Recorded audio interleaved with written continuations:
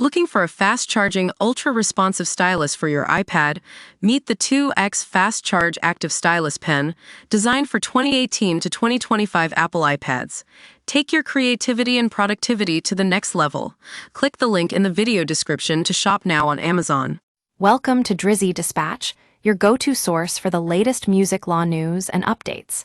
I'm Bill Donahue, and today we're diving into some of the biggest stories making headlines in the music industry.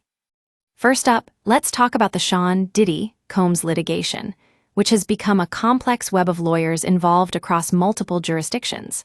We've got veteran defense attorneys, experienced sex crimes prosecutors, and even a prolific plaintiff's lawyer who represents over 100 victims of alleged sexual abuse.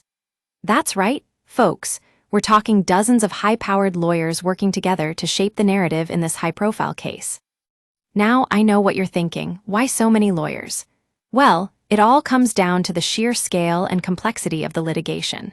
Spread across criminal charges and civil lawsuits, the Combs case is a real mess. But one thing's for sure, whoever wins or loses, they'll be working with some of the top talent in the industry. Moving on to Lil Durk, who's trying to get his murder-for-hire charges dismissed. His lawyers claim that prosecutors are misusing song lyrics as evidence, even though he wrote them months before the alleged crime took place. That's right, folks, we're talking about a federal judge and a 10th Amendment case here. It's a slippery slope if you ask me.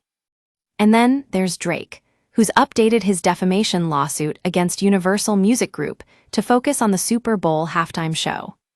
His lawyers are saying that the decision to censor the word pedophile during the broadcast actually worked in his favor.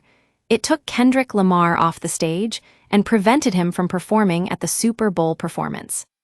We're also saying goodbye to a music industry legend, Joel Katz, who passed away last week at the age of 80. He was one of the most powerful figures in the industry for decades, representing top artists and executives alike. A true industry icon, R.I.P. Joel. But it's not all good news. Diddy's trial has been delayed, despite his lawyers' requests to push it back by 2 months. The judge ruled that the new charges added to the indictment largely overlapped with earlier charging papers, so he didn't see a need to delay the trial. And finally, we've got Megan Thee Stallion, who's asking a federal judge to hold Tory Lanez in contempt of court over his disruptive behavior during a recent deposition.